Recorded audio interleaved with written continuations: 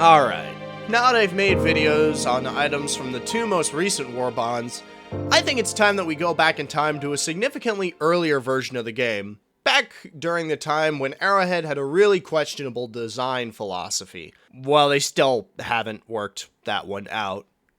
But, I will be honest, while they haven't made certifiable good changes, there are some times where we have to take the bad with the good. I'm not coming outright and defending Arrowhead's design and update philosophy. I'm just saying that sometimes they make relatively good decisions. Update 4.1.0 was a pretty okay example of this, nerfing the Coyote and every weapon that's not an explosive weapon, but making weapons like the Epoch and the Solo Silo actually way better than they already did. Eventually, I'm gonna revisit the Epoch, but not now. But something that not a lot of people realized was, if you look at the patch notes, they actually made more improvements to a primary that time just forgot about.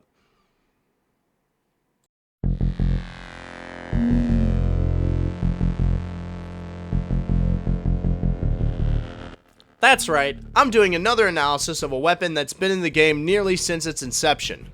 Released in the Cutting Edge War Bond, in fact the second War Bond to ever come out, and a War Bond that honestly is quite a decent chunk of solid tier weapons, as well as one of the rare boosters that I see used in lobbies. The Plasma Punisher can be found on the second page for about 60 War Bond medals.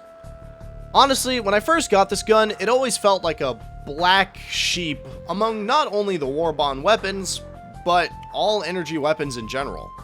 Initially lacking the heavy hitting damage of the Scorcher and the consistent burst damage of the Purifier, combined with terrible bullet drop that sometimes caused it to kill the wielder, it was a pretty niche favorite among divers initially, and it unfortunately remained that way for quite a while, getting some love in the latter half of the first 60 days patch. Those changes got reverted and replaced with slightly better changes. And finally where we are today, where it received another buff at the same time as the Solo Silo, and it's here where we can start to look at this in the performance field a bit more. I'll admit, the stereotype I made for this gun ages ago honestly still applies, and that people don't really know how this gun works, myself included. So I'll admit I was a little unsure of how this gun would work out considering everything that I've heard so far. But using this gun was actually quite a bit of fresh air as I hadn't used it in a bit, and I can safely say that among all the plasma weapons, I think it finally has the capabilities to be one of the strongest weapons in the entire game. Looking at ergonomics and ammo economy, I'd be willing to say that per shot it actually has one of the best ammo economies in the game, and a pretty solid fire rate that puts it on par with other shotguns. And the performance in-game is accurate to what I would describe as a long-range shotgun, meaning it would fit somewhere with the Slugger, and by an additional extension, the Cookout and the Incendiary Breaker, but the two fire shotguns are only a technicality on the bug and illuminate front, as all the pellets still need to connect in order to do any damage. I guess if I had to say how this gun works, it takes a bit of time to get used to.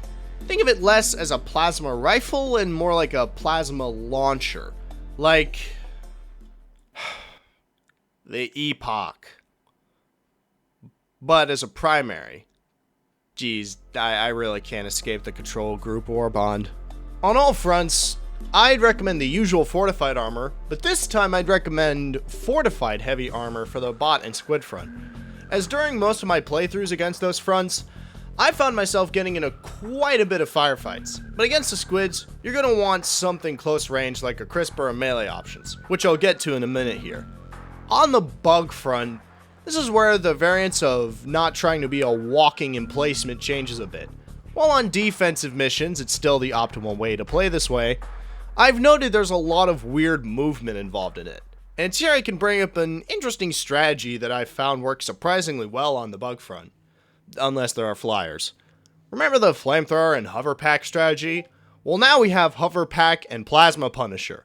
If you want to work with a flame element, you can also get away with using impact incendiaries with this to quite solid effect.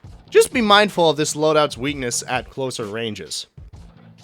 On the bot front, I've always had a mixed opinion about this gun, especially on this front. Initially, I thought it was going to be low tier, but after using it here, I can say that it's actually quite a powerhouse. I found that running a tank build with this weapon works quite well. For the first time in a while, I can actually recommend the unflinching armor passive, or if you don't have it, just fortified as usual. As if you get hit by a rocket or stray laser bolt, it'll cause your shots to go flying in random directions, as you've probably seen in the B-roll footage, and it can get annoying pretty quickly. Also, when I say tank build, I don't mean a damage sponge. I mostly mean a defensive and mobile defensive build, running something like the HMG emplacement or anti-tank emplacement. Heck, if you wanted to run mines, you could actually get away with it here. On the Squid front, this is a rather strange pick to be using. As to be frank, the Purifier tends to be the better option in regards to its high burst damage. But if you are running this, I recommend that you run a close-ranged melee option, as the mobile defense build that I talked about in the bot segment doesn't tend to work that well on this front as it does the other front.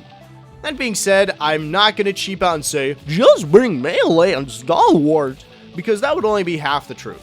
Truly, the stalwart does work here, some of the time, as I found that a better option is actually to bring the autocannon or wasp launcher, as outside of both of them being backpack weapons, they can consistently take out large hordes and medium enemies with the explosive damage, making quick work of the meatmen, and basically ignoring the shielding and armor of the overseers due to explosive damage, all while having decent ammo economy.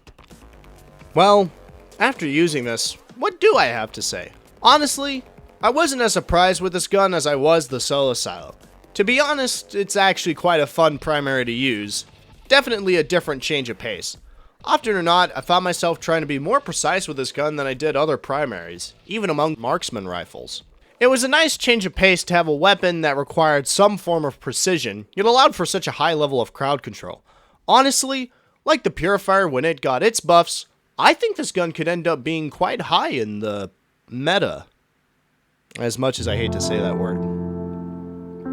Anyway, thank you for watching this video. If you got this far, thank you for watching, and let me know in the comments which weapon you would like for me to analyze next time. Other than that, be sure to leave a like, comment, and subscribe if you'd like to see more content like this. Goodbye for now.